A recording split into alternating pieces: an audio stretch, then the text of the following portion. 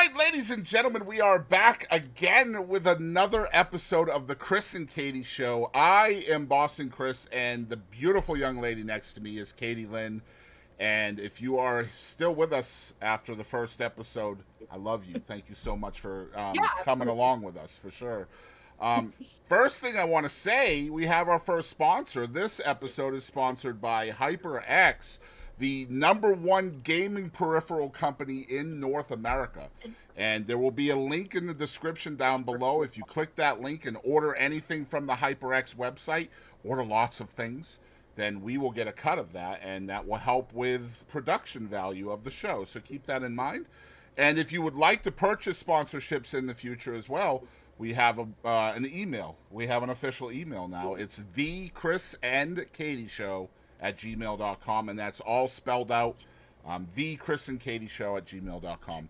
So before we get into our plethora of amazing topics that we're going to talk about today, Kadie, how are you today? Great. How are you? So what have you been up to since the last we spoke? Um, normal stuff. I teach music lessons a little bit here and there, so I did that yesterday. That was a lot of fun. I'm brushing up on piano. I was telling you that earlier, but Mm-hmm. yeah, I'm excited about that. Haven't done that in a long time. So So, for anybody that is a friend or fan of Katie Lynn, and we all know that you've been a guitarist forever, have one guitarist of the year at least one time that I know of in East Texas, and you have kind of matriculated from country music over to the rock side. So, how is piano gonna work into that? no, you might pull like a little Evanescence here and there or something like that, but we'll see. I'm teaching piano too, with at my music lesson stuff, so I'm trying to brush up and get really refreshed on it. Well, I'm So hoping maybe someday Katie will finally teach this old dog how to play guitar. You just never know. I can't even click a pen in rhythm, so there is let's do that.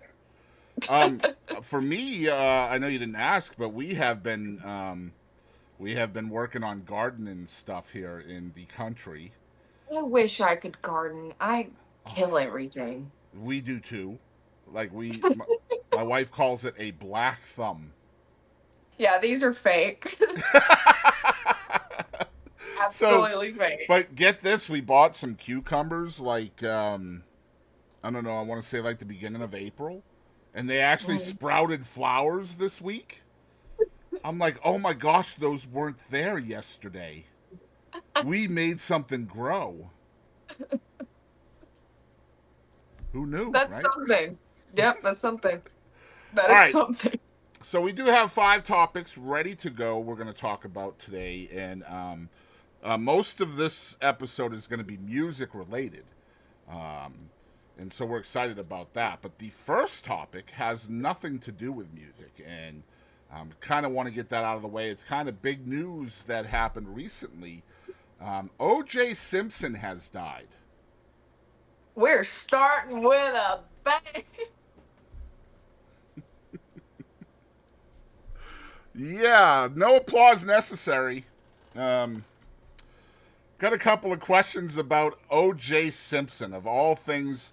So when people watched the first episode of this show, I can almost guarantee you they had no idea O.J. Simpson was leading off the second episode.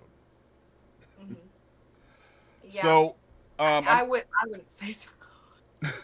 I'm going to read a little bit about him. O.J. Simpson died at the age of 76 years old in his Las Vegas, Nevada home. This was on April 10th. Apparently, he died of metastatic prostate cancer, according to his longtime lawyer, Malcolm Laverne, which was confirmed to People magazine on April 26th. His death was announced on Twitter, or X, formerly Twitter, on April 11th, which was the day after he passed away. And apparently, he had been battling cancer since May of 2023. So my first question is a pretty easy one, Katie. Did he do it? Hey, listen. First of all, I really don't think that. I'm pretty sure this wasn't in my lifetime. And It possibly was, not. yeah, yeah. I don't know. I cannot say yes nor no. I have mixed feelings, but regardless, who done it, no justice ever happened with that. No doubt Like about it. at all, Yeah, no doubt at about all. it. So, I mean, not to, rehash what happened. I know it was probably before your time, Katie, but apparently um, O.J. Simpson did some pretty bad things to a couple of people. One of which was his ex-wife, and the only justice that came of the story, as many of our viewers may know, is that the family of the young man who was also murdered, along with his wife, sued for wrongful death and won. But I'm And not sure they ever saw a penny. nope. I saw that it said that he did pay towards it. It didn't say like how much, but regardless, he hadn't paid it all. And I'm sure you saw it. It said that with interest, it Yep. racked up to 114 million. And did you know that even after his death, his estate still owes that money? So any revenue that his estate takes in, even posthumously, goes to the Goldman estate. Well, So that's good though. that is kind of good. I don't know if Nicole Brown Simpson's family is getting any cut of that. You'd imagine they probably would, right? They should. Yeah, I mean You know. she was equally as dead, you know. So, second question: do you think they should do his funeral procession with a white Ford Bronco?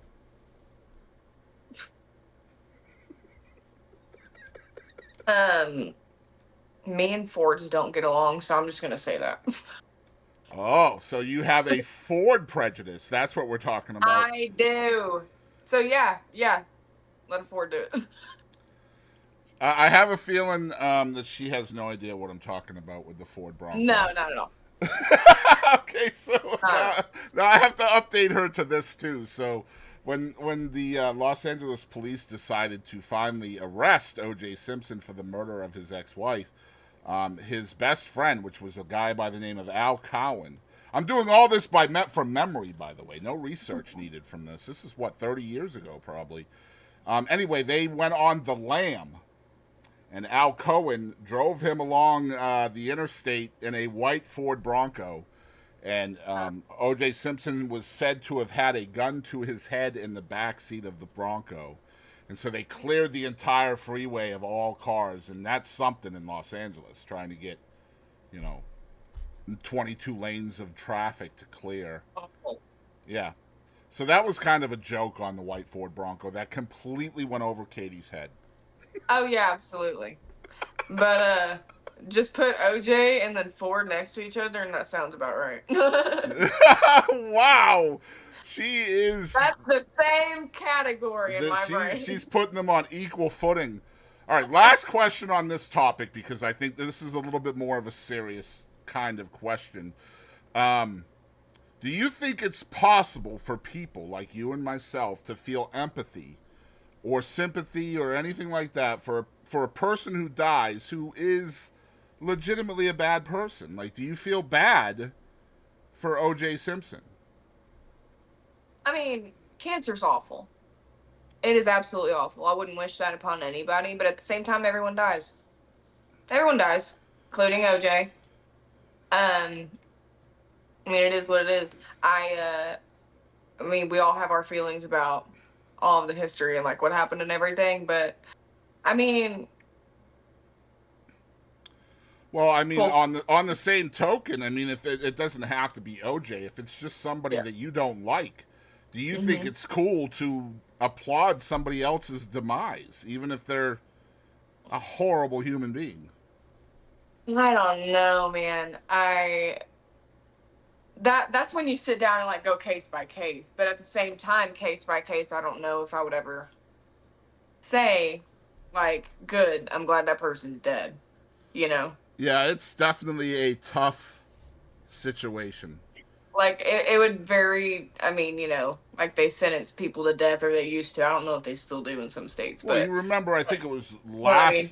Do you remember? I think it was last year they had the. I don't even remember the guy's name now, but there was a billionaire that um, made a submarine so they could go down to the Titanic. Do you remember this? And No, yeah. huh? Yeah. And so the submarine like blew up or imploded or whatever happened. Exploded. Everybody on board it died, and there was just so many internet jokes and trolling and Look, hold on. That Bad Omen song. Stop it. right, exactly. So like it's so hard because it's Oh, you saw that one, right? of course, of course. That was best one. Best one. It's just I don't know, man. It's like why? First of all, why are you doing that? Like people are so rich that they just throw their money away and put themselves in situations that are not good situations. I mean, they're gonna do it, and props to them. That would be really cool. But man, are you stupid? Right. That And thing then is like equipped for one person, like to lay down. That's and then about it. yeah, and on top of that, like he pressured his son into going too, and like Idiot. his son didn't want to go according to reports, and his son is dead too because of it because he didn't want to let his dad down. Yeah, just Yep. I don't know. That was a tough situation. We had some arguments in my family over it because some of my family thought stuff was funny. Maybe I didn't think it was quite as funny. I don't know. Anyway. I don't. It was absolutely stupid, and all the way around. The memes, the media, the situation in itself. So are you a daredevil? Are you the kind of person that puts your life on the line for cheap thrills or quick thrills? So I used to totally be okay, and it's over a really short amount of time. I'm talking like a year or two. I'm scared of everything. I'm scared of everything. Like I've always been like, yeah, I want to go scuba diving, and then the ocean's terrifying, man. But man, the ocean's so cool. I would love to go. Like I would love to go in a submarine. I used to always be like, I'm gonna go in a submarine one day. I don't know about that. Okay, so just for the record, I've been in a submarine. You don't want to do it. Just trust me on that. I've done it. No. As far as the ocean goes, when I was a little kid, I got like pinchered by a crab. I was probably like, I don't know, 5 or 6. And I don't know if I stepped on the crab or whatever, but it pinchered me really good to the point where, like, I was screaming and my mom or my aunt or something came over and grabbed me out of the water. And I literally had a crab stuck to my foot.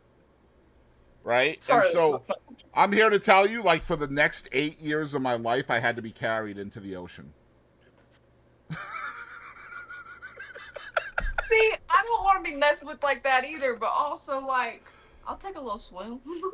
Yeah, but golly, I'm like, okay, look, if a crab is coming after me like that, like what else is out there, you know? I'm gonna drop kick a crab. How about that? Drop kicking crabs. Let's go. All right, we're gonna move into the music a little bit. Katie, have you checked out the 3 CDs that I told you about? Yes. So one I already knew well about. Okay, so Do you want to get? You want to guess? I would guess the one you knew the most about was probably Blacktop Mojo. Heather? Was it Heather's? I like worship that woman. Of course. Who doesn't? Like, oh my gosh. No, like that woman is like magical to me. Her voice, her songwriting, like I could just sit there and listen forever. I have like all her songs saved. I listen to them on like probably a weekly basis with like my everything on shuffle, but yeah, like all the time. Love her. It's just so I think the first time Katie met Heather Little was through me, if I'm not wrong. We put on a show called Songbirds and Troubadours, and for this show it was 4 songbirds. I'll never forget. It was Katie Lynn, it was Heather Little, it was Meredith Crawford, and it was Amy Holden. And I think we did the first one in Jefferson, right? Was it? I know we did two of those shows. I remember the one. God, what town is that? It's It's not Glade Water. Is it You, Glade Water? I think you're thinking of the one over there in White Oak, but that had Lee Mathis in it Like, too. like the red barn looking thing. Are you Is that talking what you're about talking about? Gladewater Opry? Yeah. Okay, I think we did one there too. Yeah. Yeah, that's the one I'm thinking of. Okay, yeah. So we did it 'Cause I there, and then remember we did seeing one in Meredith. Jefferson as well. I remember sitting there that was the first time I saw Meredith and Heather. That was the first time I'd ever been on stage with her, and I was just like, Right. she was right next to me on my right, and I was It's dumb. the whole time. So I know we haven't really preempted this at all. We're talking about Heather Little here, and here in the last, I want to say maybe 6 weeks, Katie and I are both huge fans of all the artists in East Texas. I know she is. I don't even have to ask her. I know she is. And we got a Blacktop Mojo, a Heather Little, and a Nick Brumley album all within like 3 weeks of each other. And if you're a songwriting nerd like I am, like, sometimes you just have to spread out the good, right? Like, I didn't know Nick released the album, and you sent me that, and I got so excited to listen to the whole thing. I'm in love with his voice, and then my fiance Jackson, he loves Blacktop Mojo a lot too. He said, "Katie, they released an album a couple weeks ago or whenever it came out." So the first thing I'm going to do is I want to let everybody know that I am going to link each of their albums in the description of this episode down below. So make sure you please support the artist. That's so important to both of us, I know, without a doubt. So I wanted to talk about what my favorite song is on each album. We're probably going to be talking about these 3 CDs for a little while, so get used to that, viewers. We'll start with Blacktop Mojo, just because I think their album came out first. My favorite song, without a doubt, from the album is called "Like Wild Horses." It's the last song on the record, and for me, I don't know if you've heard the song, Katie, but Matt James and his voice can tuck me into bed anytime he wants to. I'm like, man, give me all that. I want to be like on my knees screaming in the floor. That's how I feel when I hear his voice. And it's the same guy, and he can do both of those things, man. Like, like you listen to a record of Blacktop Mojo, and you can just, if you are a rock music fan, you can just feel so many influences coming through, not just from the vocalist, but from each member of the band as well. Yeah. It's so cool, and like with Like Wild Horses, it's really toned down. It's, you know, it's not really overly produced. It's like a bluesy country kind of vibe to it. Yeah. It's not even really rock and roll until then you hear his voice and you're like, okay, there's some rock and roll there. Okay. And so I don't remember which song it was, but there was one song on there that, like, the music, it sounded like pretty country. I don't remember which one it was, but it might be the Like Wild Horses. It could be. No, it was a couple before that. I went through the whole album earlier. Okay. But regardless, I have 2. They're pretty tied. So Rise, that one's been getting like a lot of attention, but it's really good. I love it. I love it. Love it. Love it. That's right up my alley. Right up my alley. And then Something's Changed. Oh my gosh. Yeah. Yeah. It's those vocals though, man. I mean, like I was saying, everything. My wife and I have called him the voice since we've known him. And if you guys, listen. If you haven't, I'm even going to make myself big for this. If you haven't heard of Blacktop Mojo and you want to know what we're talking about with the voice, Mr. Matt James, it's right down there in the description. Listen to the whole show and then go check him out. And you're going to be an Insta fan, especially if you're into rock music. Trust me. Or even like Southern rock too. Oh, are you kidding? Like there's, I was saying, like there's so many vibes to this record. Like there's so many vibes from, like Shinedown and Papa Roach and like some old classic Southern rock, like Lynyrd Skynyrd vibes and. That Yeah, that's a big vibe I was catching on was Leonard Skinner. Right, right. Big Like, time. and the thing is, it's the record is just it's all of those influences in one. Mhm. It's such a good piece of work. It is. It's Um, something's changed. There's it's like right at the beginning, but he is first of all, he's obviously hitting all these high notes and all that and the raspiness in his voice, but he goes to this falsetto note. And man, I heard that and I had it playing really loud in my living room and I was like, I stopped and I was like, wait a minute. Rewind that. Rewind that. Y'all should really go check it out. and that's So what Blacktop Mojo does to you is rewind yeah. that, and um, man, as far as original music and rock and roll from East Texas, from Palestine, Texas, which is Mhm. chock full of big time artists that have come out of there, from Blacktop Yep. Mojo to Whiskey Myers to Colby Cooper is the big thing now Yeah. from Palestine. God, that area is just full of great artists. Um, but yeah, Blacktop Another Mojo. Go ahead. another mention for a great rock band from East Texas, freaking Post Profit. They What? are Of course. love Yes. them so I much. gotta. I They're gotta. doing so great. They're doing so great. All their music, love it, love it, love it. I was just thinking about it, but The first time I met Matt Jackson was at the Memphis Bar and Grill in Longview, Texas. I was judging a karaoke contest, and he was in the karaoke contest. of To, course, to say the the very least, beginning. yeah, to say the least, he That's won. where Boston Chris is always at the very beginning of everyone's career. He's like, "Yep, I was there 10 years ago. I knew when."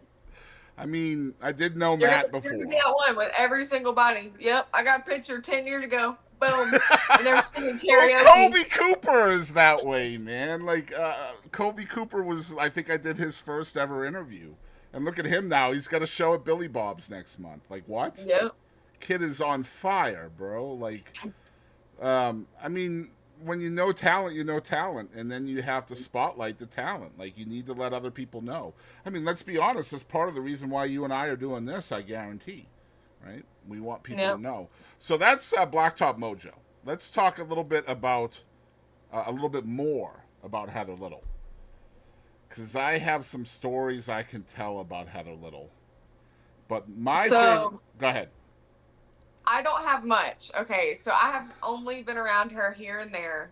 Me Every too. time I've been around her, like I've always little kid. Okay, it's been a long time since I've seen her, but I think the last time I saw her I was like 14. But I've always looked up to her so much, and I would always be like so scared to talk to her. And I would just be in awe of her. Just her whole personality, her whole being. Her voice is just so effortlessly gorgeous. You know that's Heather. That is, I mean, holy crap, so effortless. I'm so jealous. Forever jealous.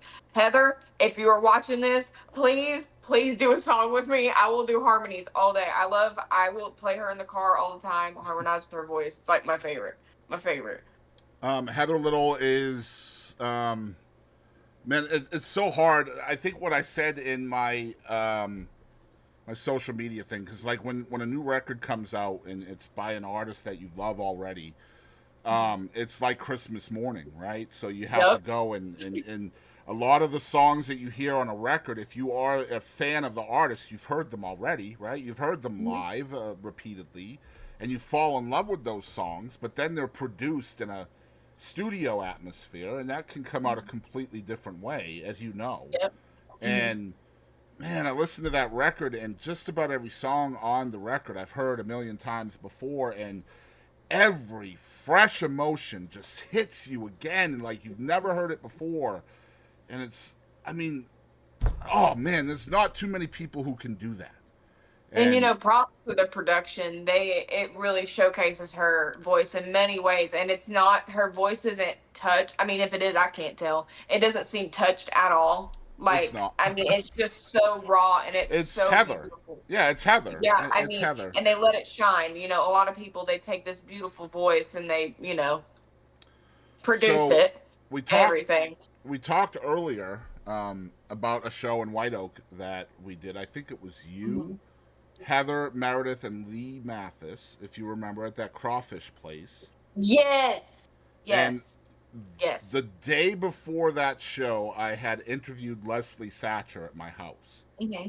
Now, if you're a country music fan and you don't know who Leslie Satcher is, you should probably check on your membership of being a country fan, okay? Because Leslie Satcher is, if you're a songwriting nerd, she is one of those folks that you look up to, right? She wrote Troubadour, for example, for George Strait. She's written for Trisha Yearwood and, I mean, Martina McBride and a million other people. And that night at the crawfish place, I could not wait to talk to Heather because I was so proud that I got to talk with Leslie Satcher. And I knew that Heather was as big a songwriting nerd as I was. And so when I told her that I had interviewed Leslie Satcher, Heather literally fell over on the floor. And I have a picture of her literally laying on the stage after I told her. And my favorite song on the record. I remember that picture. Yes. Yep. I think I So my favorite song on the record is a song called Razor Wire, and the featured artist on the song is Leslie Satcher. Yeah, that song, I almost lost my shit, Katie, when I saw that. I was like, no. They sound beautiful together. Beautiful. It's an all-star team, man. Did you see, Patty Griffin is on the record? And, I know. Insane.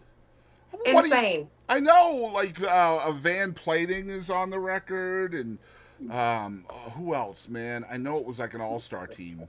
Rusty Van Sickle, Crystal Bowersox is on the record with her. Ronnie Bowman from the Bowman family. Oh, man, I'm just okay, what did she do? Did Heather Little just, cash in every favor? Or were the other people cashing in the favors? Honestly, I'd be cashing in the favor, personally. Don't know about the other people, but, I mean, in my opinion, they were. Right, I agree. It's such a good record, though. If you guys are not, if you don't know who Heather Little is, you need to, immediately. I'm going to put a link to her record in the description. The record is called By Now. It's the first full-length release by Heather Little in 11 years. 11 years. And that woman made Miranda Lambert famous. I'm just going to say, I'm throwing it out there. We want to talk about controversial shit. Heather Little made Miranda Lambert famous. You right. I'm just going to say that. So, Heather Little, check it out. By Now is the name of the record. And moving on to Nick Brumley, who... There are not enough words in the dictionary to describe the level of badassery that is Nick Brumley. Absolutely. That guy is just freaking awesome, man. There's no other Nick Brumley. No, absolutely not. On this planet. And never will be. Nope. And so we got a record from him, not an EP. We got a full-length album from Nick Brumley. It's called Circus. And I'm sorry, I can't tell you what my favorite song is on the record because... What? There's not a bad song on this record. Not to say there's a bad song on any of the other records we talked about tonight either. But Nick Brumley has a way of opening his mouth and grabbing your soul and not letting go. Yeah, absolutely. I didn't have enough room on my sticky note, but I wrote down Dancing. That song. That's my favorite too. I think that is my favorite. That song is just beautiful. And War, I like War a lot too. So the actual name of the song is Dancing Like the World Belongs to Us. I didn't have enough room on my sticky note for that. And the song has a positive message. I've known Nick Brumley a long time. Nick Brumley would tell you himself that he is a writer and performer of sad songs. And there are happy songs on this record. What happened, Nick? You got to tell me what's going on. Now I know Nick is in a beautiful relationship with, by the way, another fantastic songwriter named Presley Hale. She's amazing. I don't know if you know her, Katie. I don't. You need to. She's amazing. I need to. Amazing, amazing, amazing. but I think maybe she is the muse to a different, maybe a slight shift in the emotion of Nick Brumley's lyrics. And I mean, even the songs, like, I mean, I don't know where you would classify him in music wise, but like, even all the songs, like, whether they're, sad songs or not, they all kind of have, like, they don't sound like sad songs like the music don't. They don't. They sound like either pretty neutral or pretty, like, lighthearted, you know? Like, it Yeah, doesn't sound like sad music or anything. and when you see him live, like it's you don't even realize you're being serenaded with sad songs. Like you don't Until he even rips realize your it. heart out. Yep. And I know Katie had the amazing opportunity to actually perform with Nick's band at Jen Ford's wedding. Do you remember that? Mhm. Absolutely. How could I Gosh, forget that? Katie, we have so many dang memories. I know. It's so cool. So one thing I wanted to say about Nick is the delivery of emotion from that man in his songs is absolutely incomparable. There is so few artists out there that can convey an emotion with their voice like Nick can. And I'm not just talking about the depression kind of tones, but now listening to this record, like Feather, for example, on this record, is very upbeat, very uplifting, Yeah.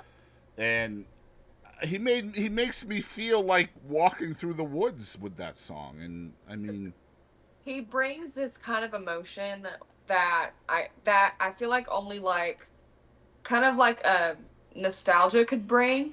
Like it brings you back home, it brings you back to your childhood, like that warm fuzzy place in your heart that, just always felt like home. That's what his voice feels like. Big mm-hmm. time. Yep, definitely, definitely. And I know that Nick is not necessarily from East Texas, but he plays here a lot, and he's Close enough. West Louisiana. Okay, We won't talk about it. We don't talk about it. But I mean, I've always known him as the Marshall area, Shreveport as Yeah. well. But now I guess they're out in Central Texas now, him and Presley. Are they? Yeah, Okay. so you don't really get to see him much around here anymore. The last time I saw him was last May, so it's been a year. And Dang. the record came out at the perfect time because I needed my hit. All right. So, last thing, you mentioned Post Profit as one of your favorite East Texas artists. Short list. Who are your favorite East Texas artists? Well, Post Profit's going to be in there. Heather, absolutely in there. Mm-hmm. She's probably my number one. Not gonna lie, I don't like numbering, but she might get that spot. I love me some Bree Bagwell. Oh. Love that woman. Mm-hmm. I could listen to her all day. So I have a wee little bit of a love affair with Bree Bagwell, and it's not because she's a gorgeous human being and an amazing songwriter and like a 45-time female vocalist in the state of Texas of the year. That's not why. Yep. The reason why I have a love affair with Bree Bagwell is because I used to have a podcast called the ETX Rock Show, and I asked her if she would like to be on the show at one point, and she was coming from Houston to Glendale to do a show. And I knew this. I knew she had to travel right by where Chad's old studio was in, oh God, where was that? Bushman's. What town was that in? Bullard. It was in Bullard. Bullard. So I emailed her expecting to get a publicist or a manager or something like that, which is she's of that ilk. Like she's that high up where I'd never expected to get in touch with her at all. Yeah. And so I emailed them asking if she would like to stop by the studio on the way to her gig in Lindale and talk for an hour or so. Same day I had Blacktop Mojo there, by the way. Funny enough. And she agreed to come in and talk for 60 minutes or so, and which was amazing. I never expected that. I was like, oh my gosh, this is cool. And so she emails me maybe, 20 minutes before we were supposed to start. And she basically told me that she got a message got an email from a big radio DJ from the town of Tyler. I'm not going to name any names, but you could probably figure out who I'm talking about. Yeah. His first name is a synonym for friend, right? So apparently he wanted her to come into the station and cut an interview with him, and she told him no because she was already scheduled with me. So that's why got that huge love affair with Bree Bagwell. She's just a beautiful human being. Same thing with her as like Heather. I remember the first time I met Bree. Gosh, I remember it was the Texas Country Music Awards. The ones in God, Arlington, no. or the ones in Carthage. I think it was in Carthage. Okay. It was like one of the first ones. Okay. I think. And I remember I saw her backstage from like afar, and I was like, "Mom, that's Bree. That's Bree Bagwell." Mm-hmm. And I talked to her, and she was just, man, she is just straight sugar. She's straight amazing. sugar, so Amazing. sweet. Yep. I have a picture of her and Sarah Hobbs both kissing me on the cheek at the same time. Oh, yep. Yep, I've seen that picture. That was in Jefferson. Yeah. And my wife took that picture. So Yep. Get yourself a wife like that. Squared. You're squared. So you said Bree Bagwell, Heather Little, Blacktop Mojo. I cut you off because I'm a horrible host. Who else do you like? I mean, Post Profit, man. I've always loved them. I remember when we had it was when me and T. Gordon Mayhall did the East Texas Music Awards that one year. Gilmore? I remember no, that was in Athens. Remember at the Texan Theater. Okay, I don't think you were there. Yeah, I don't think I went to that one. Yeah, but I remember me and my mom were sitting next to each other in Post Profit played, and my mom looked at me and she was like, "They're gonna be big." Yeah, and I was tight. like, "Oh Very yeah." Tight. And then I remember when I saw them that they were opening up for Crowbot, I was like, "Man, heck yeah, heck yeah, that's my boys right there." Gotta love to see that when you see people that you love and know and you've known them, forever, and they're opening for bands and they're on Billboard, and it's just so cool to see the growth, Absolutely. So my favorite artists are, obviously I have to throw out Katie Lynn right off the top. Duh, right? Say it ain't so. Here's a name you may not know: Eli Tidmore. I do. Love me some Eli Tidmore. I haven't met him, but I know who he is. He is such an interesting cat, to put it mildly. Very quiet, very laid back, and then he opens his mouth and plays his guitar, and you're just blown away. I love his presentation and his videos.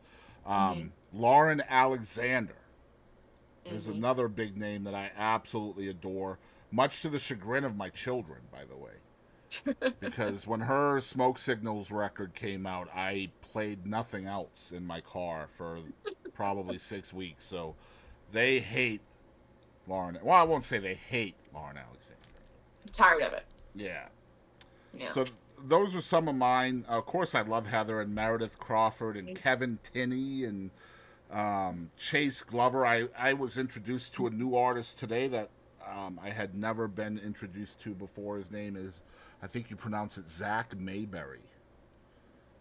Oh, yeah. I don't think I've been around him, but I know who you're talking about. I haven't met him yet, but it is on the bucket list for sure.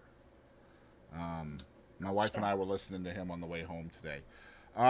So, Jelly Roll. Why you better get me started. Okay, so Jelly Roll is my spirit animal. No, that's Jelly Roll is my hero. And as well he should be, for real. But we need to talk about this. This came out, I want to say this came out maybe a week or so ago.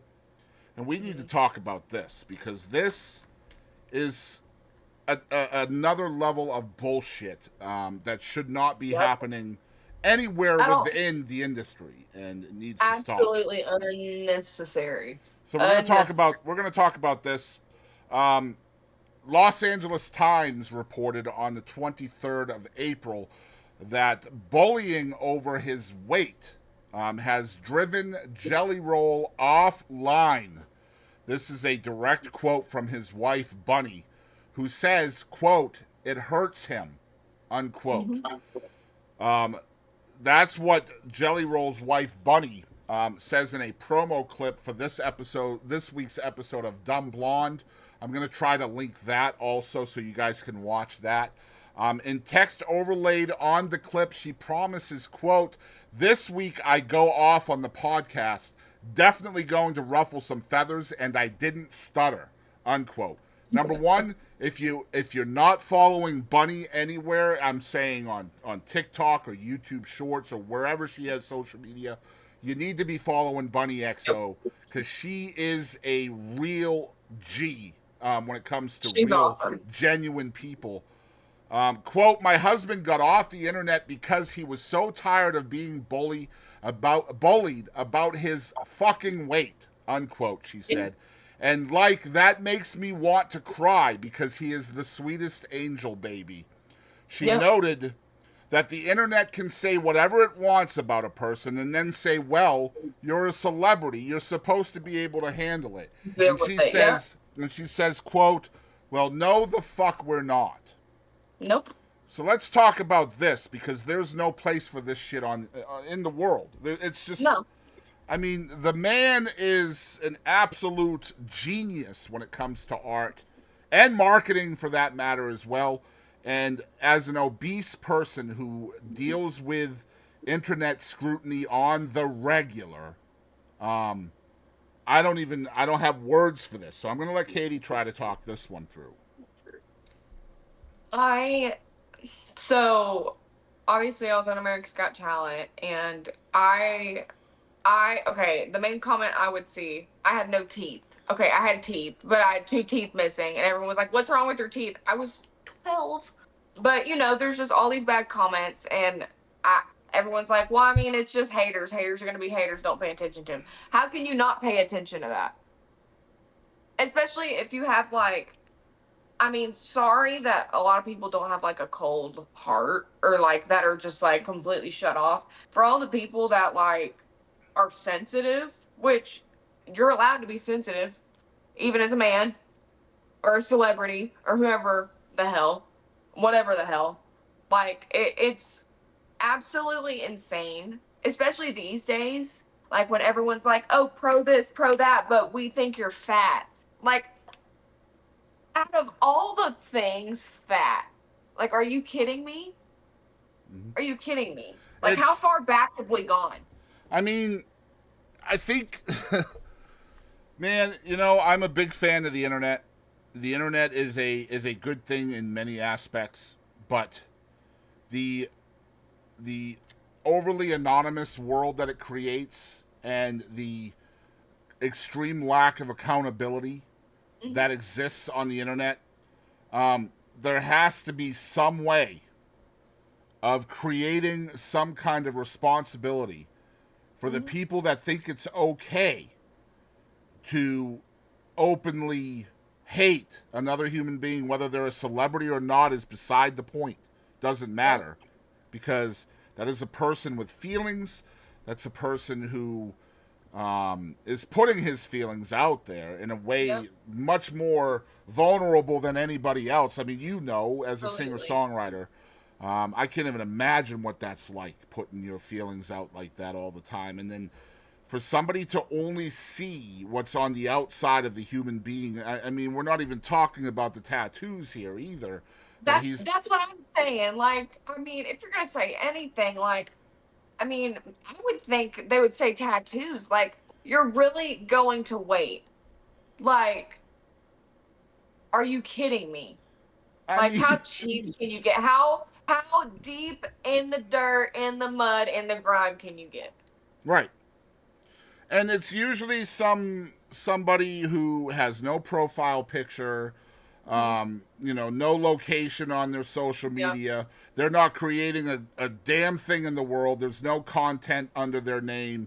They're just there because mommy and daddy haven't given them any attention since Wednesday of last week. So they gotta start some shit. Yeah. Yeah.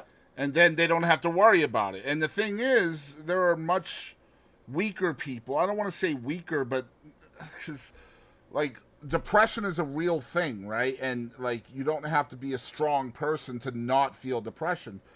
I mean, you're not weak to feel depression, is what I'm saying. I mean, sensitive. I mean, But that's the the only word. point I'm making is there are people out there who, and I'm in the space. This is my area of expertise here. I'm in the space of influencers on the internet. That's what I do. That's my job. In case you didn't know out there, I am a full-time content creator. That's what I do. So I have purple hair. I have fingernail polish. I am 347 pounds. And I put out a joke every single day on my YouTube channel because I want people to start their day with a positive message. I want them to have a chuckle. And I'm here to tell you that 2 out of every 3 posts that I put out, which are a positive message or a joke, I've got some kid with no profile picture making fun of my teeth or my hair or my weight or something that has nothing to do with the positive message that I'm trying to put out.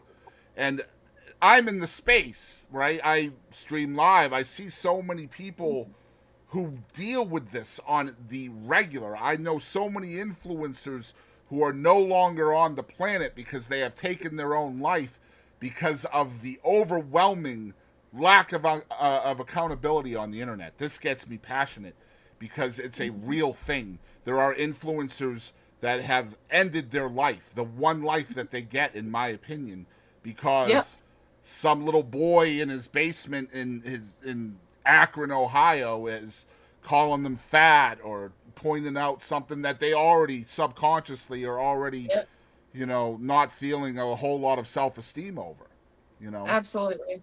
So, I mean, good on you, Jelly, for understanding that the internet is not something that you need to be the human being that you are. And we can all learn something from Jelly Roll. That's right, ladies and gentlemen. All of us, whether you like Jelly Roll or not, and there's a lot of people out there somehow who don't. What? But we can learn from this man in knowing that it is the best thing for all of us to cut out the fat, right? Let the trash take itself out. Yep. And so Jelly Roll has identified a negative thing that's within his life, and he has cut that out. And I commend the guy for that. And I saw that he's lost a lot of weight, and he's working on losing a lot of weight. I saw that it said like he lost 70 pounds, and props to him. But I always hope that when people do these kinds of things, especially in the circumstance, that it's not because of what everyone's saying. It's not trying to put himself in a box and conform to that image or whatever. I hope he is doing it for himself, but props to him for it and the hard work. We know Jelly Roll, right? It's very unlikely that he's doing it for anybody else but himself. No, yeah, absolutely. Right? But that there's always that seed that's planted. And let's just keep it real here, right? Let's be honest with each other. The reason why people are trying to tear down that man is because they are jealous of that man. That's just the way it is, whether it's because he has a hot wife or he has a beautiful voice or he's talented as any other person on this planet. It all breeds from jealousy, and jealousy's not a good look, okay? It's just not. And I commend the guy. I'm a huge fan of Jelly Roll. Huge fan. And to end this segment, I would like to tell you about a funny TikTok that I saw with Jelly Roll and Bunny XO in it. I think it's hilarious, and I'm going to share it to end the segment. So Jelly Roll was just kind of sitting in his easy chair, and Bunny XO is doing a response video where you highlight somebody says something or comments on your video, and then you just reply to that with a video. I'm not sure if you know what that is. You're not on TikTok, so you may not know. No, I know what you mean, though. I get the recycled over on Instagram and Facebook and all that. So the commenter, and I'm paraphrasing here, I don't have it in front of me, but the commenter was saying something like, how does your husband feel about you going out in that outfit? Because she was wearing what somewhat might call a skimpy outfit, right? Yeah. And God, I loved his response. It was so good. So she shows the comment to him, And he looks at it, and then he looks at the phone or the camera, and he says, "My dude, if you've got a Lamborghini, why would you keep it in the garage?" I was like, For "Well, real. damn, my And I mean, dude." let her do what she wants to do. Hell. I just don't. I don't know, man. The internet is good for a lot of things, but we definitely have to try to find a way, and especially the whole anti-bullying thing, because Yeah. again, like I said, and the reason why I got so fired up is because there are friends of mine that are no longer here because of online bullying. I'm here to tell you, I've been an online influencer since 2018. I have not gone a week since that time without being bullied on the internet. Mhm. I'm telling you, Absolutely. in 6 years, I have not gone a week without being bullied. And it plays on your mental health.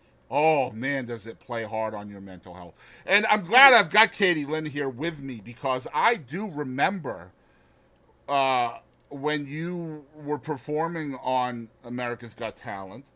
And back in those days, I don't know if they still do it, but AGT would go live with your performances, and sometimes there would be backstage segments that they would be live on YouTube with. And Hmm. God, it was just so much toxicity, so Oh yeah. much. And I It's talked to your mom insane. about it, and I was just like, "Man, be careful with this." Because like Hmm. you're 12, you were 12 at the time. Like I was so afraid for your confidence that you would I see mean, that. it's been weird, especially growing up young. And I mean, anything like that's going to take a toll on anybody. I mean, I feel like me being where I'm from and me having the kind of mentality that I grew up with out in East Texas, I have a little more my shell's a bit tougher than most probably, but to not really caring much. But at the same time, it gets to you and it sucks. And people are just awful for no reason and have no respect for each other and don't care about anyone or their mental health, and Hmm. all for a joke or all for just a fu. Yeah, and it's Just because. it's and it's almost always a representation of the person who is doing the bullying rather than the Absolutely. person that's being bullied. And I have to throw some props to Mama here because she, in my opinion, did a great job with you making sure that you, Mhm. man, I don't want to say it like this, but I think it's the best way to say it, um, that you still fly your freak flag, right? Like you didn't you didn't closet your freak flag. So, Nope. and I have a feeling that had a little bit to do with your mama too. So, Yeah, so absolutely. yeah. So I'm glad we got Jelly Roll out of the way early or early-ish because man, that's a whole lot of stuff. I guess my last question on this subject is how can we as a society create more accountability from an uber anonymous source like the internet? Like, how do we do that? Well, I feel like a lot of times people on the internet hold each other accountable. Like if someone goes off spouting some BS, like a lot of people are going to chime in and be like, "You are stupid." So a lot of, I mean, there is some of that, and I'm definitely happy when I do see that when people are getting called out. But at the end of the day, I mean, unless I don't know what could change unless like the whole world changes with like identity and stuff on the internet. I don't think there's ever going to be a way to stop it. There's not. And I mean, all we can ever think is I feel strongly that the world is getting kinder by the day It and is. more accepting. And I hope that it continues. And I hope that all of this BS stops before too long. But, And it's funny you say that too never because will. talking about the internet being a good thing, that is one of the good things about the internet is it is becoming harder for hate to hide because Yep. of the internet. I've seen so many celebrities and sports athletes who tweeted something in 2011, it comes back to haunt you. Yep. And so, in my opinion, hate is a very powerful thing to not only hide, but it is also a really tough thing to rehabilitate. Absolutely. Um, and it saddens me because we're all the same, Mm-hmm. regardless of what we look like and the color of our skin, or who we love, or where we live, or whatever it is. We're all trying to do the same thing. We're all trying to be successful. We all want people that love us. We all want to live comfortably. We want to have the things that should be given to us, right? Just basic health care and food and water and a roof over our heads. And I don't know why happiness has to be so conditional Yeah. nowadays, and it's not right. But again, the good news is because of the internet, it is becoming much more difficult for prejudice, racism, homophobia, misogyny, all of those bad words, and they are bad words. They're hard to hide now, and that's the good thing about the internet. But the bad thing about the internet is anonymity, I guess. Yep. All right. So that was a rough one to get through. So my wife and I recently, we recently braved a tornado warning here in East Texas, and I heard. yeah, so we decided in the middle of a tornado warning that we were going to travel on the roads of East Texas, to drive to Tyler to see an artist that her and I have been wanting to see. Oh Lord, for at least a couple of years. The guy's name is James McMurtry. Oh, y'all got to see him? Awesome. Yeah, so so it was tough. We already had tickets for it, and then Mother Nature was like, "Nah, YouTube But is we're plenty." like, yeah. Mother Nature was like, "The YouTube videos are plenty good enough," and my wife and I were like, "Nah, Absolutely YouTube videos are not good enough." So we went anyway. Of course, I'm a songwriting nerd. If you're not familiar with who James McMurtry is, his father was Larry McMurtry, and Katie has no clue who that is. But I promise you Katie's mom knows who Larry McMurtry was. Larry McMurtry was one of the biggest selling Western novelists of all time. So, like, you know, the books that are about Westerns? That's who Larry McMurtry was, right? But James McMurtry is a fabulous songwriter, so we went to see him. And the reason why he is in the news, and the topic that Katie and I will be discussing on this, is basically here because we went to the show. But this is something that is relevant to the music industry. And I'm going to read... relevant. Huh? I said big time relevant. Okay, good. So we're going to talk about this. Let me tell you a little bit about James McMurtry and the kind of courage that this guy has. Because not only am I a huge fan of his music, but as eccentric as he is, and from what I understand, he's a very eccentric human being, he is one of the bravest human beings I've ever heard of. And I'm going to tell you why. The headline is from pitchfork.com. I'm going to read this. It's James McMurtry plays Nashville show in drag, protesting a Tennessee law. Okay. Here in Tennessee, this is a direct quote. Here in Tennessee, we care a little bit about humankind. Unquote. The Texas singer-songwriter said that while wearing a red dress, while performing a song called Red Dress. Now, James McMurtry, who his latest album is called The Horses and the Hounds, which was released in 2021, performed at 3rd and Lindsay. I know Katie knows the venue. And in Nashville on Sunday night. Now, during his encore performance, he walked out wearing a red dress and performed Red Dress alongside the musician Betty Sue, who wore a suit. A suit. Okay? So they switched genders for the performance.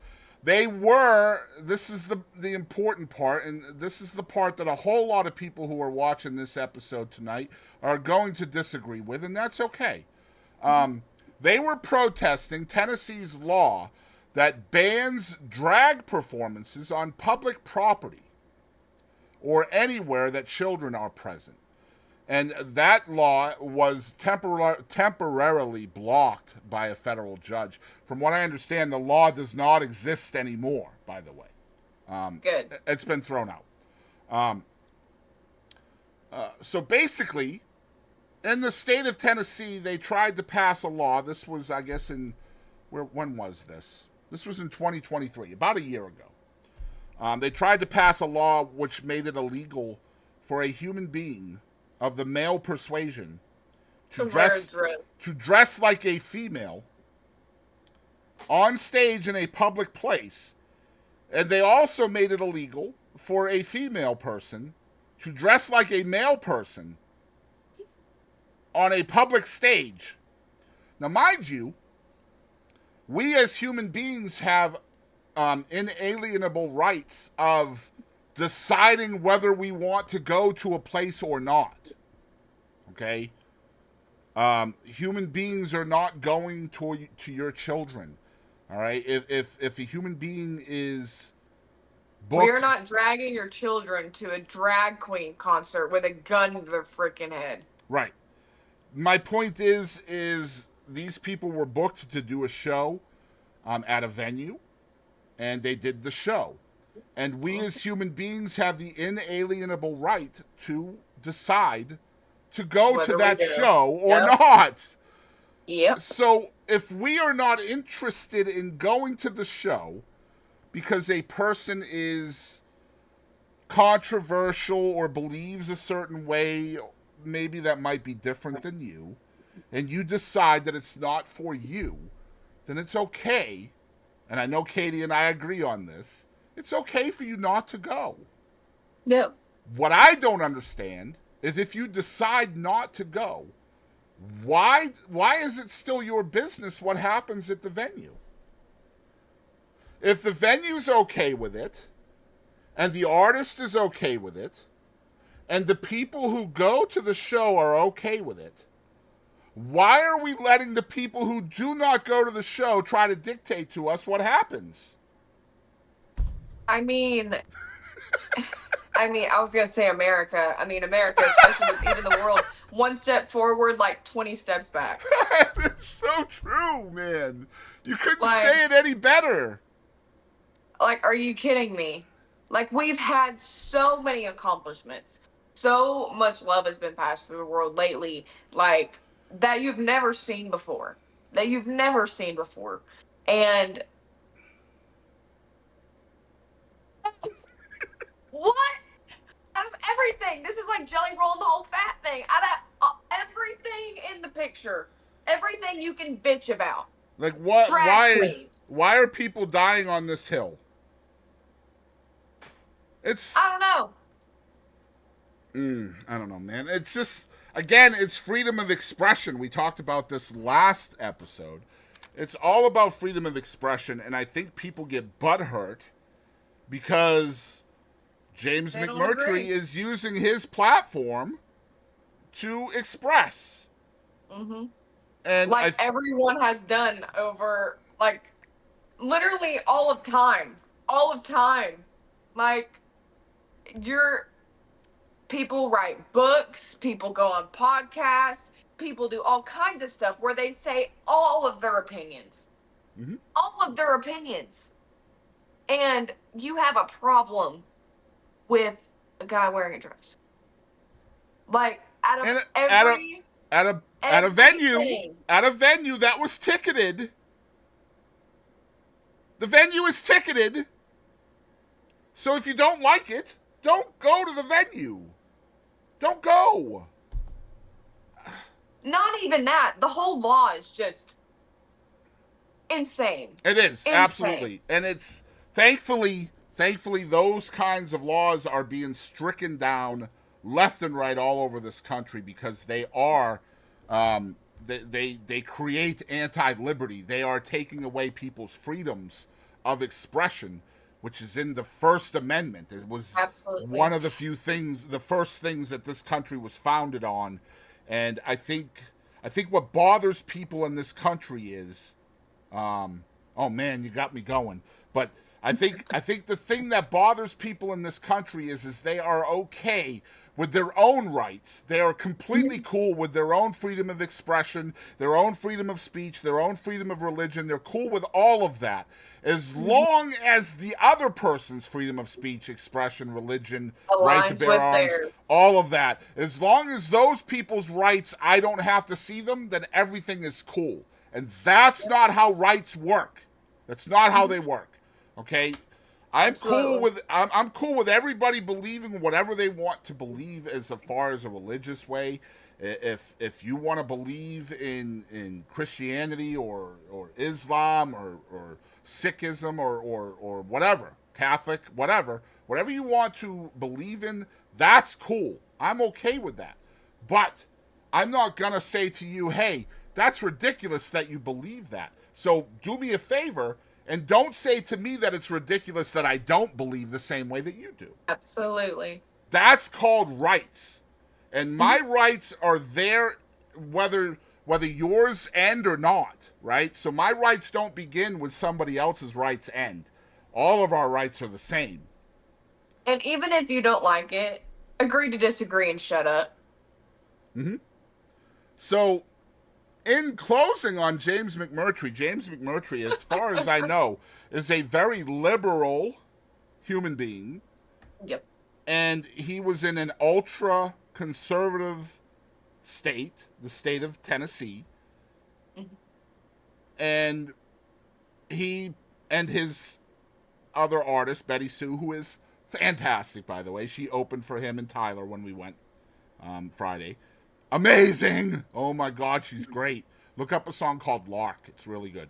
But anyway, so much bravery to stand on that stage at 3rd and Lindsay and stand up for what they believed in and trying to protest a law that, plain and simple, whether you agree with drag artists, whether you agree with transgenderism, whether you agree with any of those things, that law and all laws like it are attempting to take away somebody's rights. Yep. Period. And if you're okay with one person's rights going away, then you're okay with all rights going away. Yours Absolutely. included. And there's a saying going around right now that nobody is free until we are all free.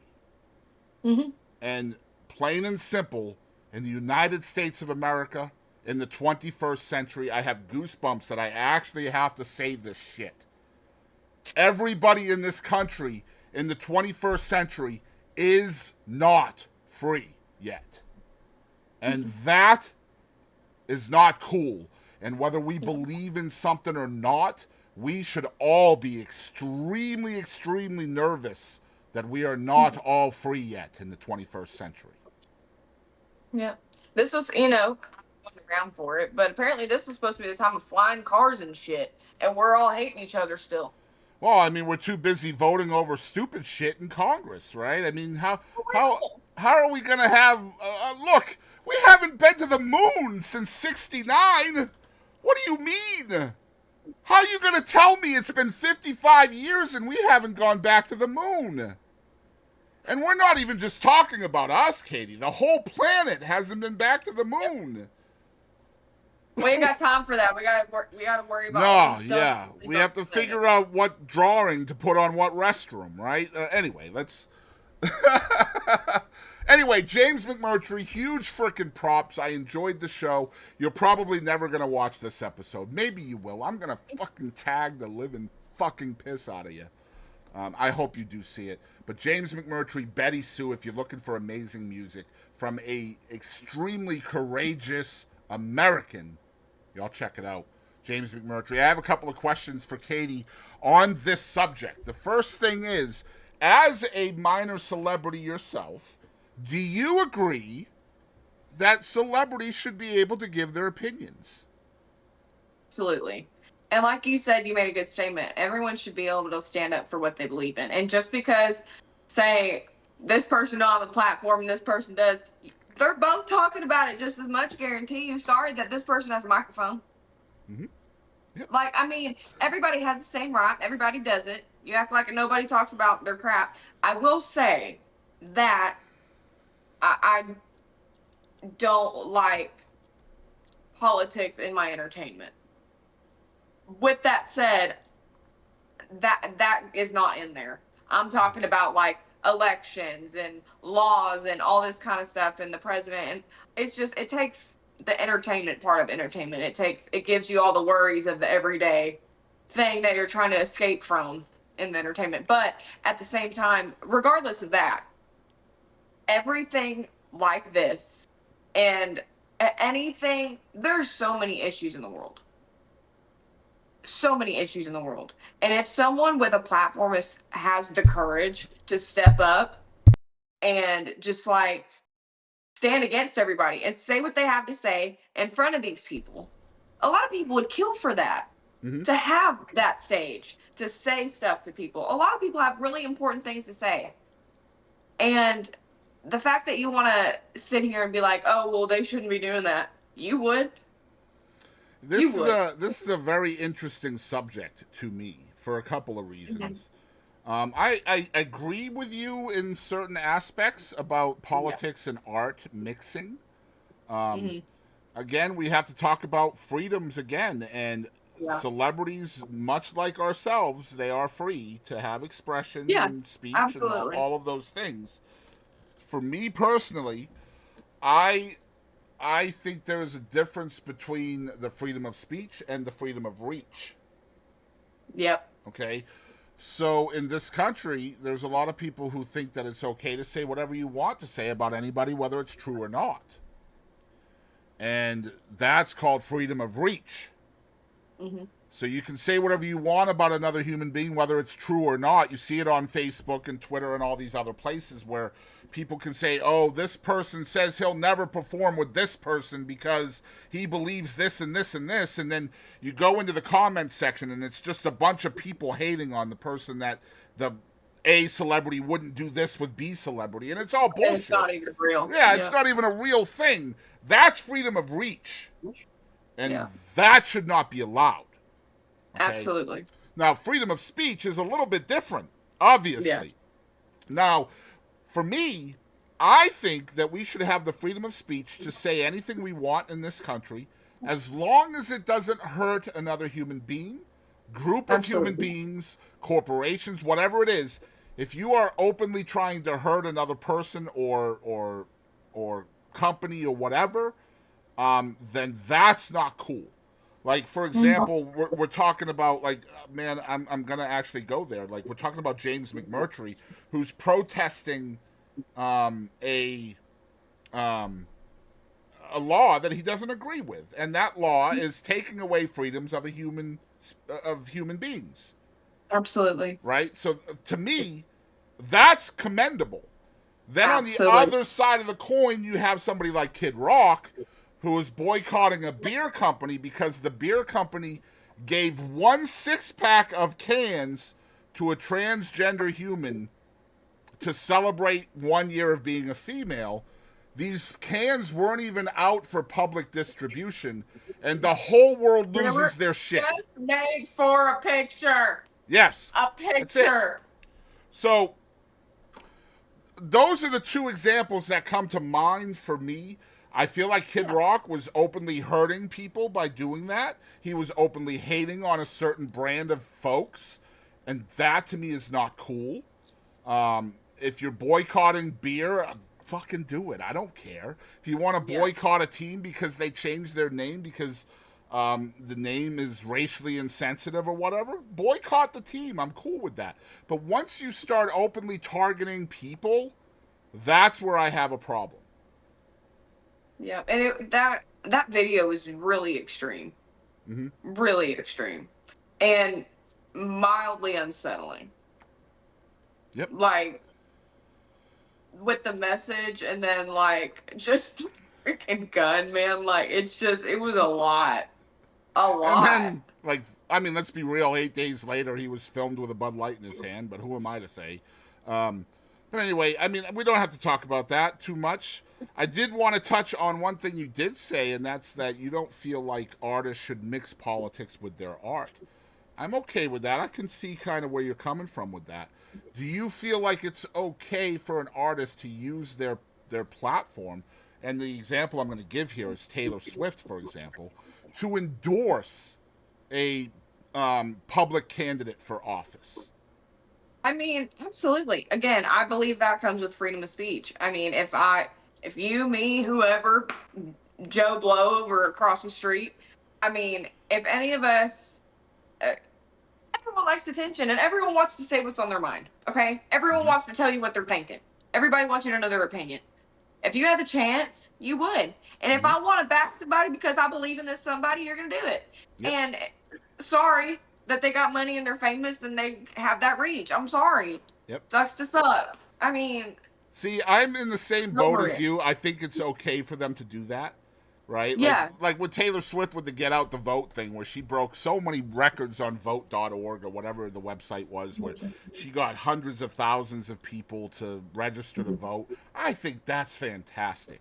I think Yeah. people are afraid because they know who she believes in and who she supports. So, Yeah. like, that's probably a little bit But of that has nothing to do with it at the end of the day. So on the And- other side of the coin from that, like I look at like local businesses, for example. For example, if I see a restaurant or a car dealership that has a giant political sign out front of their business saying vote for this person, I tend to not go to those places. It literally splits, whether it's audience, patrons, whatever it may be. Yep. It splits down the middle. You're turning And, away customers. And that's what you got to think about. Freedom of speech is amazing, and having your opinion is amazing, but you got to use it in a way that's not going to damage you, your business, your face. Mm-hmm. I mean, in the public eye, like you can't. Green Day was a great example of this. Okay, this was a few years ago, but and I mean, do what you will. And a lot of people listening to Green Day aren't going to be a big fan of Trump anyway, but literally there's a song that says F Trump. And I know there's a lot of people, like, I know a lot of people, like, if they heard that, they'd be like, Now, nobody's loved Green Day to death, but nobody's really like, oh my God, Green Day released a new song these days anymore. But at the same time, like, I feel like that's a terrible business move. Terrible business move. You're cutting out literally half of the population. Yep. Well, not necessarily half, but even if it's not half, you're cutting out something. You're taking away prospective customers from your brand by doing that. By whether you're demonizing a candidate or you know. And it's really, my problem is when it's within your like content. Like if I go on a podcast, go do an interview, go do whatever and say how I feel, that's fine. But am I going to sit here and write a song about like how much the election sucked or whatever, you know, or about a law? No, I don't like that. That's when it becomes like, for me is when it becomes a part of the content or the business. It's a tough balance, isn't it? It really truly is. Because, like, we all have the right to do that, right? Even celebrities, we all have the right to fuck Trump or fuck Biden or whatever it is. Yeah. We all have the right to have that opinion. But that doesn't mean it's smart to share that opinion, right? On either side of the aisle. Yep. But for me personally, on a local level, if I see a car dealership here and a car dealership here, and one of them has a Trump 2024 sign and the other one doesn't, I'm going to the one without the Trump sign.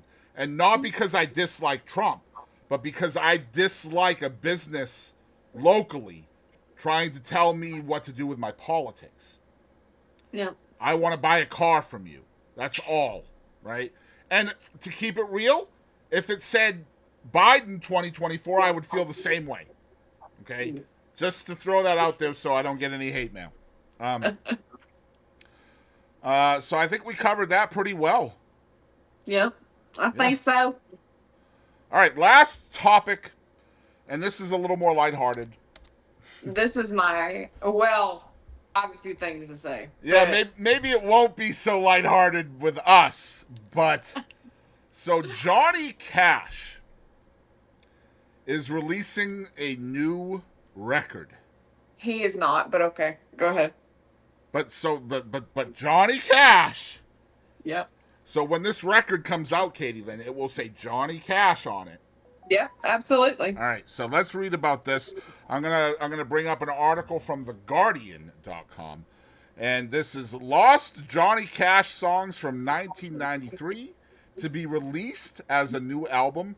The country star's son is co-produces songwriter. I guess the name of it's going to be called Songwriter. It's worked up from demos with a group of former bandmates and guests, including Vince Gill and Dan Auerbach, who are backing Cash's vocals. I want to talk about Vince Gill a little bit in a second as well.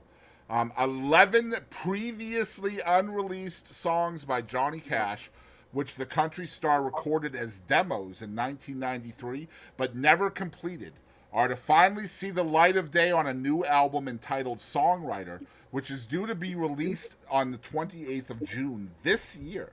Okay? A single was also released on the same date as this article, which was written on the 23rd of April. That single is called Well, All Right. It was released alongside the announcement that we're talking about. It is a saucy, strutting number about lust amid laundry with a classic Cash opening couplet where he says, I met her at the laundromat. She was washing extra hot. I said, don't you need a little help with that big load you got? All right? This is a thing in 2024, ladies and gentlemen.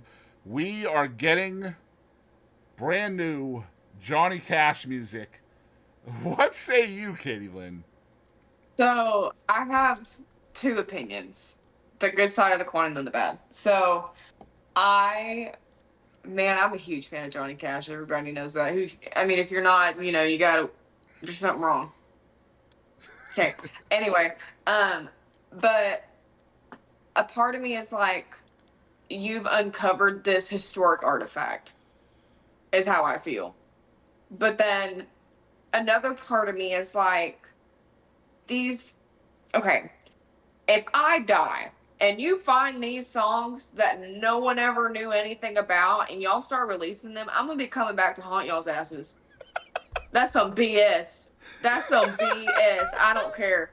I do not care. That ain't right. That ain't right. And I have a song called That Ain't Right, and that's how it happened. I was sitting here talking about something passionate, and I said, that ain't right. Anyway. All right. First question about this. I can kind of feel your vibes on this already. But how does Katie Lynn feel about posthumous music? Because it happens a lot. It does. So I have multiple feelings. I cannot state necessarily how I feel about this one, and it is different since the son is involved. So I don't want to say anything too harshly to maybe offend the family or anything like that. Not like they're ever going to see this, but, just out of respect. You never know. I don't want to say that any of these scenarios is the situation for this, but a lot of times it does feel like, especially like when it happened under a record label's umbrella, and then the record label is like, hey, here you go. Yep. Make us some money, even though you're dead. That's pretty shitty. Yeah. But then also there's the coin where it's like, it's Johnny Cash, man. Well, see, here's my point on it, right? Johnny Cash lived a pretty long time. He did. And 1993 wasn't that long ago. And Johnny Cash put out a lot of music over the course of his life. So the way I look at this is, if it wasn't good enough for him to release it when he was alive, why is it released now? Clearly, somewhere along the line, either Johnny himself or management or the label or the whoever is deciding what songs make the cut and what songs don't make the cut. Regardless of how that decision is made, these songs did not make the cut. And take all of this away. All of the opinions.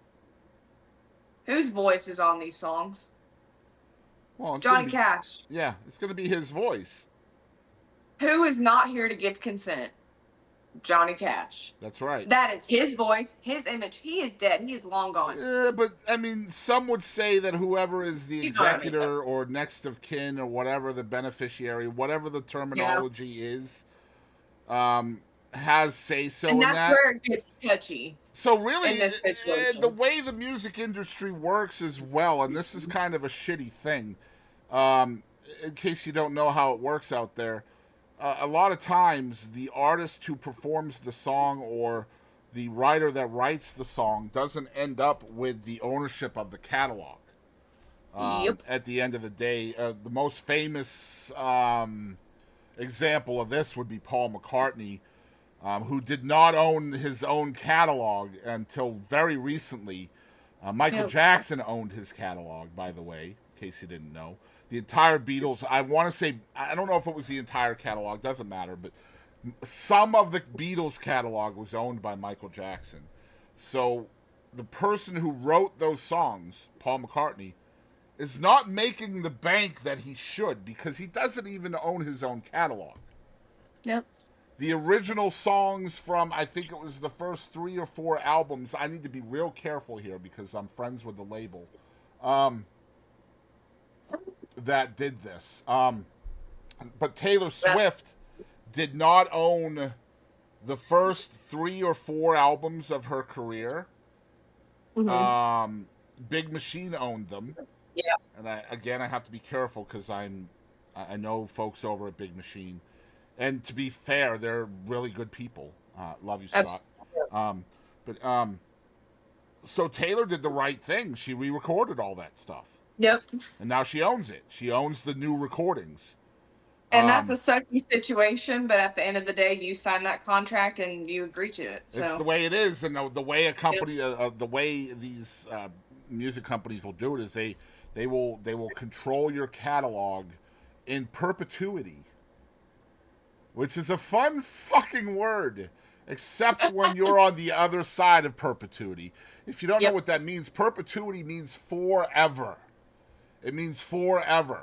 So when you're an artist or a writer or a businessman or whatever it is, and you have perpetuity on something, it means you are creating income from that source forever. Forever. Yes. So that's not entirely a good thing in the music business or any business, but it happens a lot in the publishing business, especially on the book side of things, where an author will get picked up by a publisher, and maybe they don't have the money to publish their book, so the publisher will publish the book, and they will get a nickel in perpetuity of every sale that ever happens on that book. Mm-hmm. And they always get that nickel.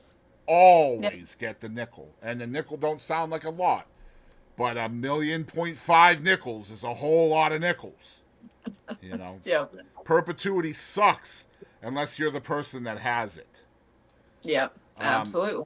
My feeling on it is if Johnny didn't want to release it while he was alive, then we shouldn't be tarnishing his memory by releasing music that he didn't feel was good enough to release when he was alive. Absolutely. And that's exactly what I said. Like, I would be so mad. I would be coming back to haunt these people. That's some BS. I mean, Johnny Cash died in 2003. So these demos... I was born. Maybe I'm Johnny Cash.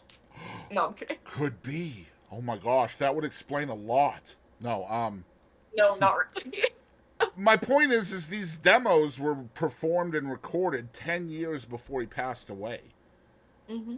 So if these songs it would be one thing if it was like, like not even the start of his career, but that would be more like, like, oh my God. But like this was like well into his career. This was not short 10 years before he died. So he would have been 61 when these demos were recorded. Mm-hmm. And he had 10 years to release these songs.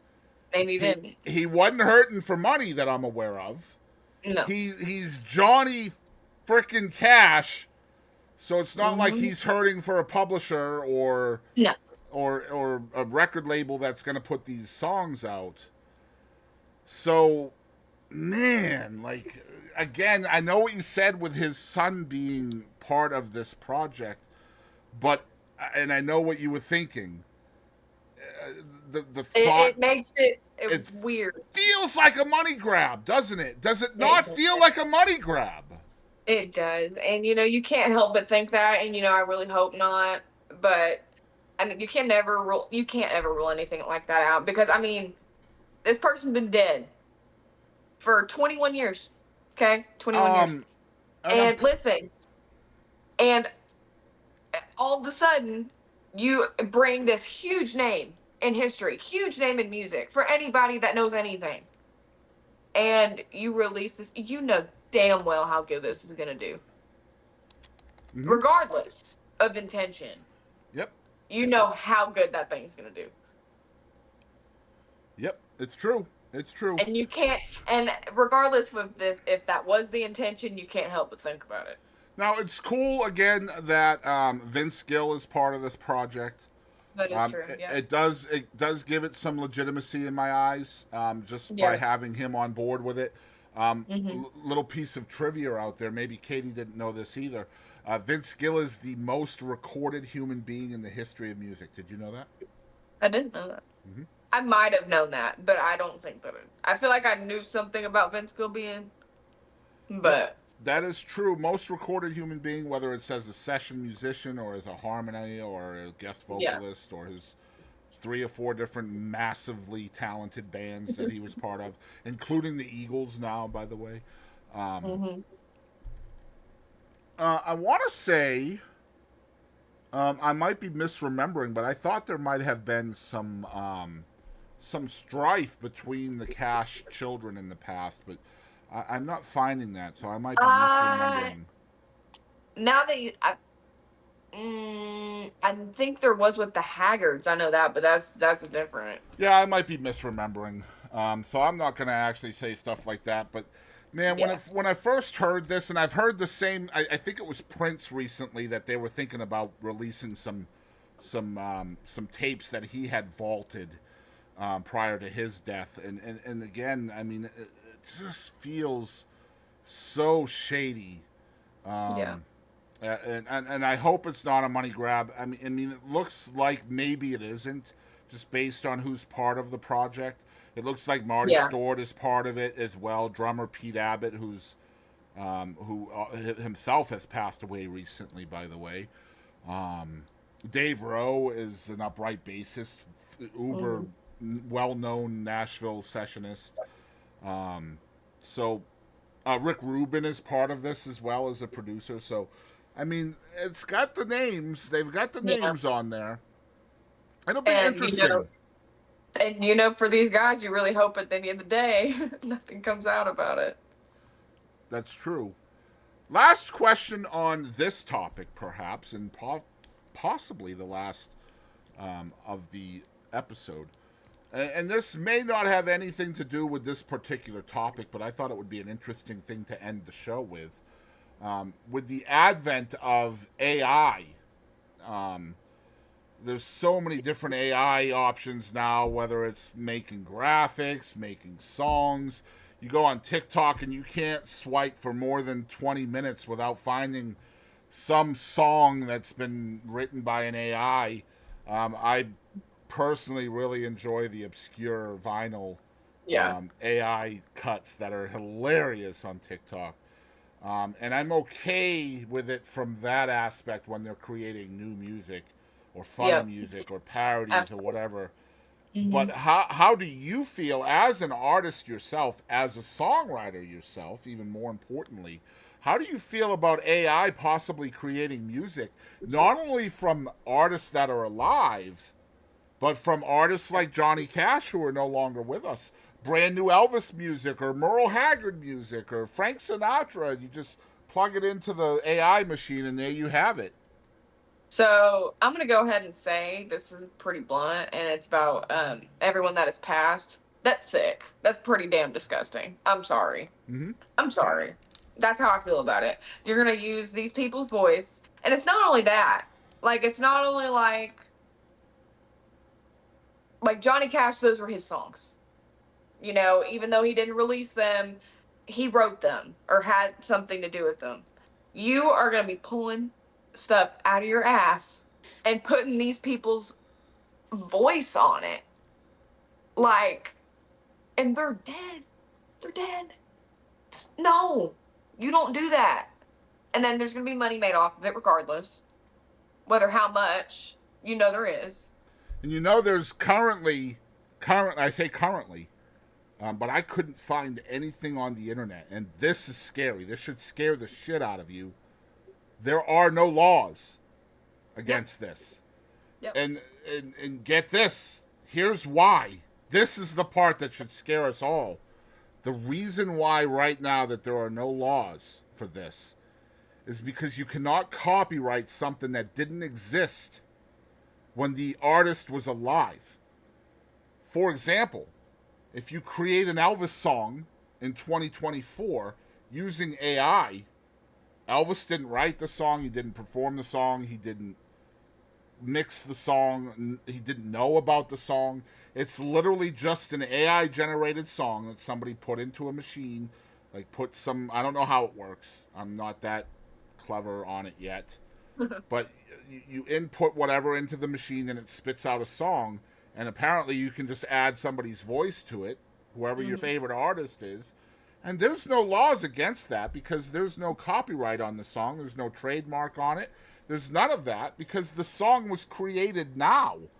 So then the person who used the AI to make the song can copyright the song because they created it using another person's voice.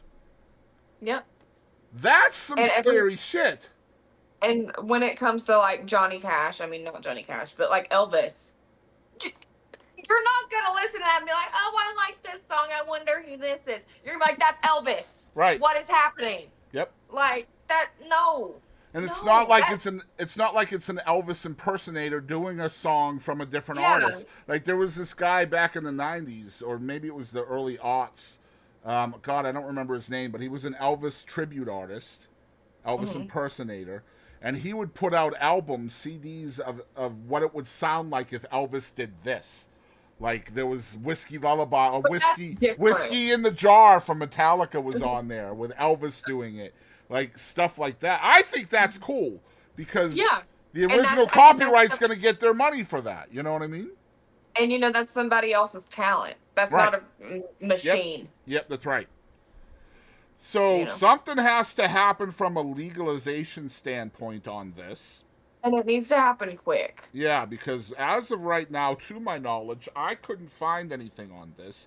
And perhaps we have a viewer out there that can educate me further on this, because I would love to know more of this. As of right now, I'm not even an artist, and AI scares the piss out of me for my friends. I have dozens and dozens, hundreds of people in the music business that I know that their livelihood depends on originality, and AI is going to take that away. So there should be some real stringent criteria on that kind of thing really fast. Absolutely. But apparently we're going to fight over other things that... About James McMurtry in a effing dress. Now, I want to reiterate before we sign off, I am not intimating that the new Johnny Cash album is AI created. I'm not saying that. I'm not making the connection to that at all. So please leave that out of my inbox. Not saying that. I'm just putting forth to another artist, my friend Kadie, on how it would be if those kind of things did happen. Because now, I promise you, in June, when this Johnny Cash album comes out, there's going to be people, I promise, there is going to be people taking advantage of this new record, this new record. They're going to take advantage of that. They're going to put Johnny Cash into the AI machine, and they're going to create songs, and then they're going to create confusion among people who don't know whether that new AI-generated song is actually on the new record. And then people, not knowing the difference, are going to consume all of that and not know what is and what isn't. And That's not cool. And then the POSs on the planner are gonna get money and all the glory for it. But you can bet your butt, and we'll be talking about it, Kadie, in June. I promise you. When June 28th gets here and the new Johnny Cash record hits the shelves, you will be seeing lots of this AI-generated Johnny Cash stuff happening. And we'll talk about it because I want to do the aha moment when that happens. I told you! And we'll play it right here on the show. Flashback. Maybe not. So what does Kadie Lynn have planned for the next couple of weeks before we talk again? Well, I mean, trying to find topics for once. Music. Always doing music. Doing my lessons, working, making money like an adult. Do we have any shows coming up? I do have one this weekend, but this won't that's be out gonna be yet. long gone. Yeah. Long gone. So you're gonna have to learn about your shows more far in advance so we can promote. I know. I'm gonna have to start booking like super far in advance and make a calendar. Yeah, like an artist. I'm very sporadic with my things. I keep up with it now. Barely. We have to remember that you're only 20, so. And emphasis on barely. Well, I personally think you're doing great. I hope to see more shows because I want to see you live again. Absolutely. I'm hoping to get in the studio. Uh-oh. With the new sound? Oh, yeah. Nice. Absolutely. Nice. But. So this episode will be out May 17th, I think. And I have a reward on my live stream. I didn't even tell her about this, so I'm going to tell her now, like just on the spot. So I have a reward for my live stream that if they reach the goal that I have, then we're going to do one of these podcasts live on Twitch. Let's do it. And I'm thinking if it happens, we'll do it at the end of May. So and I'm down. Let's do it. That'll be fun. That would be fun. But yeah, this is the Chris and Kadie Show. Where am I? Let me get an OBS open. Does everything still look good? I hope I didn't mess anything up. Watch, it hasn't been recording for We'll find out in post. Don't say that. Don't say that. But no, this is the Chris and Kadie Show. I do want to let everybody know once again that this episode has been brought to you by HyperX, the number one game peripheral company in North America. My headset is HyperX. My microphone right here, look at that, so pretty. That's HyperX as well. Amazing, amazing products. There'll be a link in the description below where you can click on that. Buy all of your peripheral needs. They have mice and keyboards and headsets and controllers and all kinds of stuff over there, mouse pads. Y'all buy it all with my link, so that way we get some commission on that. And if you are a business or just an individual that would like to sponsor the show, email us at thechrisandkadieshow@gmail.com. And we have lots of space around our overlay for sponsors. We will put sponsors all over the place on here. So email me there and I'll let you know how you can become a sponsor of the show. Again, if you are watching this and you'd like to know how to get early access for all of these shows, you can go to the YouTube channel, which you should be watching this on YouTube. I don't even know why I said go to the YouTube channel. You're already there. But somewhere down there you'll see a join button. And by clicking that join button, you can become a member of the YouTube channel for $2.99 a month, and you will get like a week and a half or even sometimes up to 2 weeks early access on these shows. That's a big thing. Pretty dope, son. And I already told you about the email. Last thing, thechrisandkadieshow@gmail.com. If you have any questions about anything, for me, for her, for Hootsy the Owl, we will. I'm gonna have to give this guy a name. Yeah, definitely. We're gonna have to give him a name. I'm saying it's a guy. It's a guy. Okay. Let me think. Let's call him Herbert. Pervert. I was thinking he looked like a Jeremiah. Herbert with an H. Oh, Herbert. And a B. That's a little different than pervert. An Well, H and a B. we could call him Herbert the pervert. No, I'm not editing that out. I probably should, but I'm not. But yeah, thanks a lot, guys. For Katie Lynn, I'm Boston Chris. You've been watching the Chris and Katie Show. We will catch you again in 2 weeks, every other Friday on the channel. The full episodes will release. You can also see each individual topic on the other Friday that we don't release a full episode. So you'll see a full episode, and then the next Friday you will see separate videos for each topic. That way, if you want to watch topics individually, you can do that as well. So again, thanks for watching. Boston Chris, Katie Lynn. All of our links are in the description down below, including her website, my merch store, all of that stuff. Yeah, so thanks for supporting the show. Like, comment, subscribe, ring the bell, and we'll catch you down the road.